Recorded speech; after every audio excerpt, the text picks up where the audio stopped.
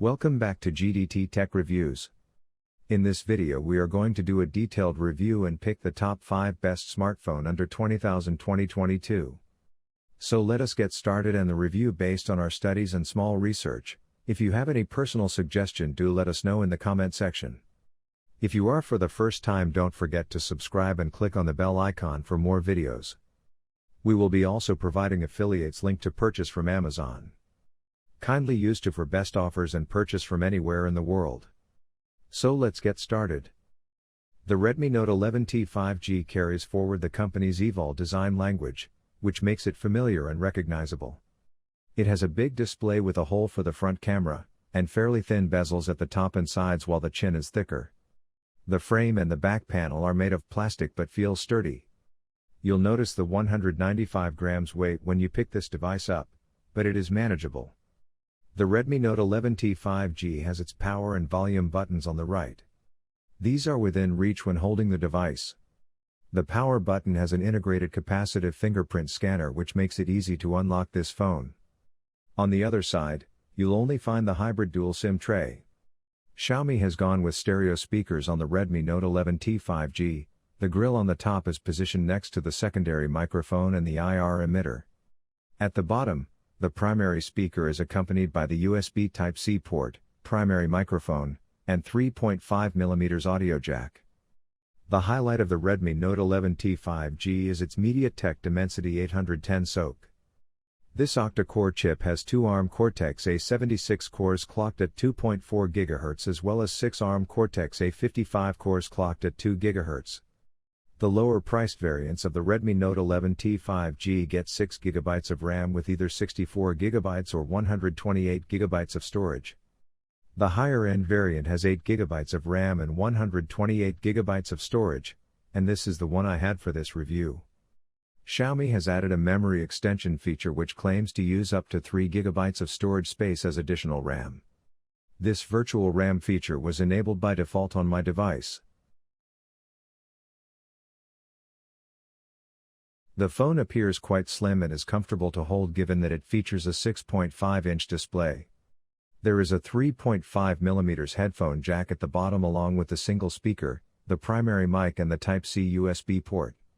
The fingerprint reader is embedded in the power button, which sits on the right side, along with the volume rocker placed above it. The fingerprint reader is easy to reach and unlocks the device instantly. The Qualcomm Snapdragon 768G features an octa-core setup with one 2.8 GHz Creo 475 Gold core, another 2.4 GHz Creo 475 Gold core, and 6 1.8 GHz Creo 475 Silver cores. Compared to the Snapdragon 750G processor used in many other smartphones at this price point, the 768G offers higher CPU and GPU clock speeds and is built on a 7nm manufacturing process, instead of 8nm.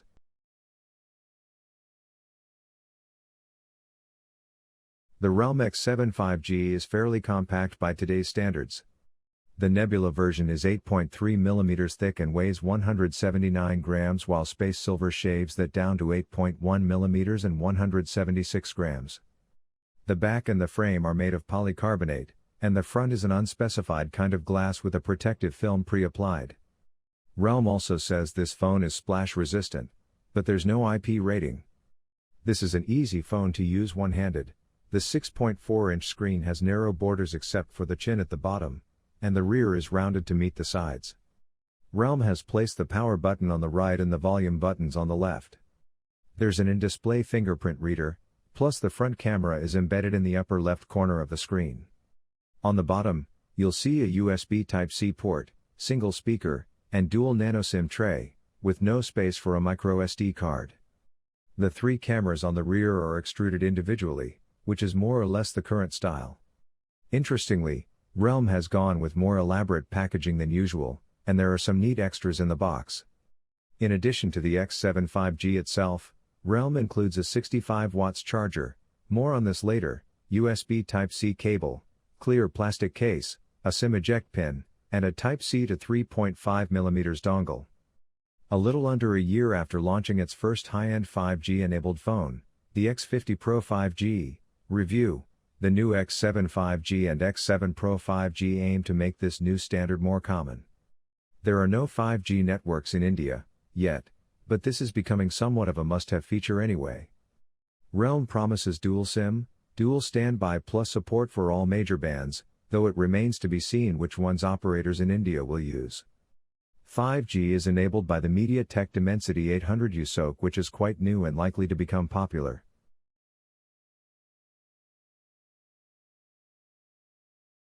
Motorola Moto G71 Mobile was launched on 18th of November 2021. The phone comes with a 6.40-inch touchscreen display with a resolution of 1080 by 2400 pixels at a pixel density of 409 pixels per inch, p, and an aspect ratio of 20:9. Motorola Moto G71 is powered by an octa-core Qualcomm Snapdragon 695 processor. It comes with 6 GB of RAM. The Motorola Moto G71 runs Android 11 and is powered by a 5000 mAh battery. As far as the cameras are concerned, the Motorola Moto G71 on the rear packs a triple camera setup featuring a 50-megapixel primary camera with an f/1.8 aperture and a pixel size of 1.28 micron, an 8-megapixel camera with an f/2.2 aperture and a pixel size of 1.12 micron, and a 2-megapixel camera with an f/2.4 aperture and a pixel size of 1.75 micron. The rear camera setup has autofocus. It has a single front camera setup for selfies, featuring a 16-megapixel sensor with an f/2.2 aperture and a pixel size of 1.0 micron.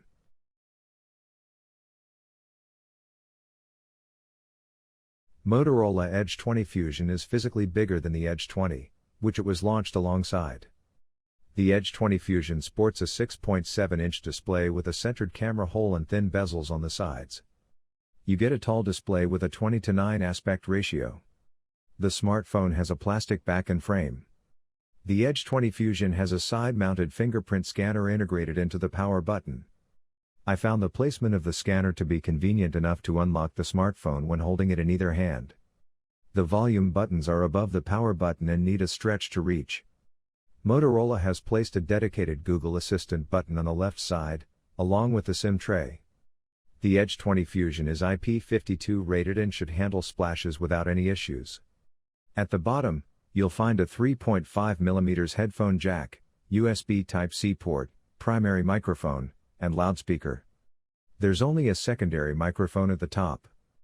Motorola Edge 20 Fusion sports a big 6.7-inch OLED display with Full HD Plus resolution, 90Hz refresh rate, and support for HDR10. It has good viewing angles and you can tweak color modes as well as the color temperature.